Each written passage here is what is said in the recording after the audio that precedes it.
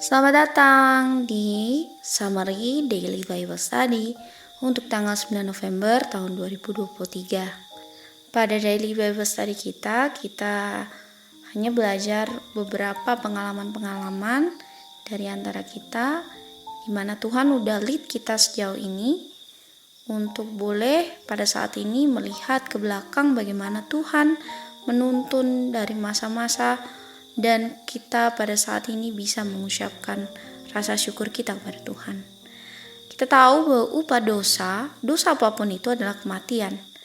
Dan bapa dan anak sudah tahu itu.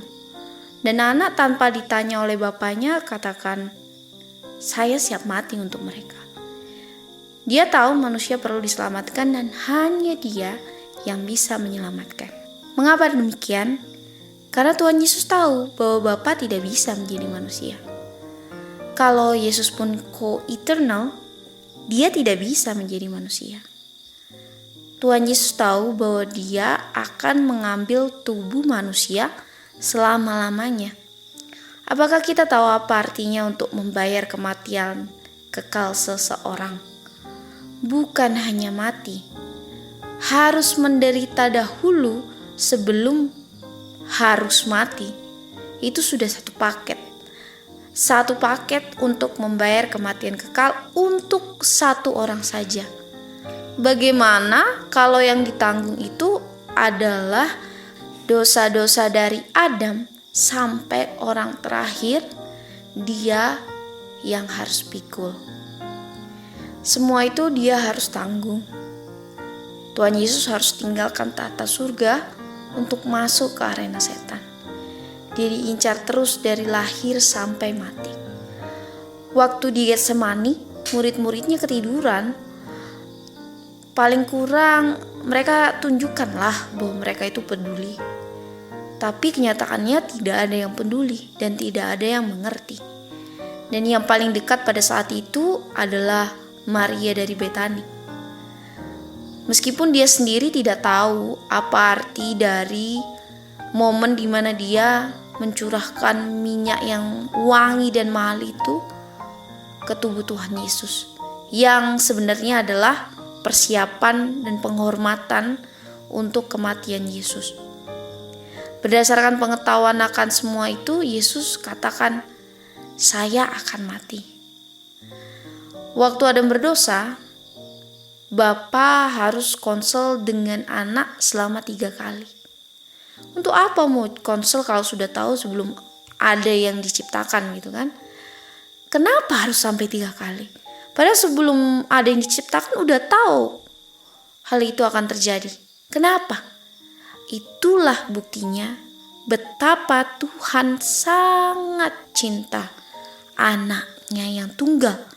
Meskipun di satu sisi Tuhan juga sayang sama manusia, tapi dengan rasa berat itu dia tunjukkan atau itu adalah bukti bahwa Bapa sangat mengasihi anaknya. Berat bagi Bapa untuk memberikan anaknya bukan karena dia gak peduli kepada manusia, tapi karena dia sangat mengasihi anaknya. Dan bagaimana nanti ketika anaknya harus turun, dia akan diperlakukan oleh manusia. Nilai kehidupan kita sebesar setelah tahu semua yang perlu Yesus hadapi untuk selamatkan kita. Sebesar itulah. Dia rela semuanya hanya untuk kehidupan kita bisa dipertahankan. Artinya, kehidupan kita ini sangat amat berharga. Kita lihat saja bahwa 3 kali Bapa konsel untuk melepaskan anaknya. Dan seberharga itulah kita punya kehidupan sekarang. Kita hidup dalam dosa dan kegelapan. Artinya kita pada saat itu injak-injak Yesus dan Bapa. Dia tahu dan dia tidak pernah take it personally apa yang telah kita buat bahkan sampai detik ini. Kenapa dia masih peduli walaupun dengan semua yang kita perbuat? Dia hanya ada satu pandangan. Dia hanya lihat kita dalam potensi kita. Kalau kita terima kebenaran itu, bukan main mantapnya. Dan untuk itu, dia siap menderita untuk manusia yang mempunyai potensi-potensi itu. Because he loves us so much. Because he loves you so much. And because he loves me so much.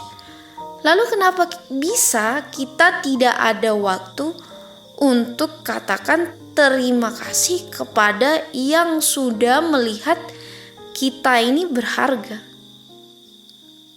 Kita ini seharusnya perlu untuk katakan terima kasih setiap kali kita ingat, dan itu setiap kali kita ingatnya itu harus setiap kali atau setiap saat. Kalau tidak ada kayu salib, tidak ada keselamatan. Melalui bilur-bilurnya kita sembuh. Dia harus dicambuk, kita sembuh. Dia harus menderita, kita sembuh. Because he loves us so much. Dia gak pernah benci kita. Bahkan dia gak pernah ada pikiran untuk akan benci kita. Jangan pernah katakan nobody loves you, nobody cares. Karena itu bohong. Tuhan Yesus melihat kita berharga oleh karena dia lihat kita dalam potensi kita. Kalau kita lihat karakter Yesus, kapan ya kita bisa seperti itu? Tapi by faith kita bisa jadi seperti dia. Hanya kalau kita percaya dia bisa membuat kita jadi seperti dia, barulah kita menjadi seperti dia. Marilah kita berikan semuanya kepada yang sudah memberikan semuanya kepada kita. Anything less is unacceptable. Hanya yang sudah berikan segala-galanya yang bisa hidup dengan yang sudah berikan selama-lamanya. Adalah suatu kehormatan untuk dianiaya bagi dia yang mencintai saya.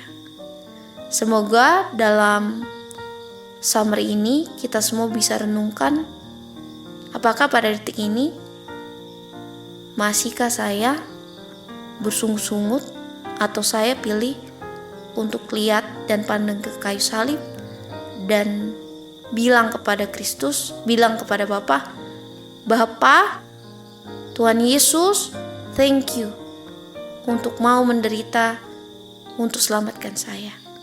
Tuhan memberkati kita.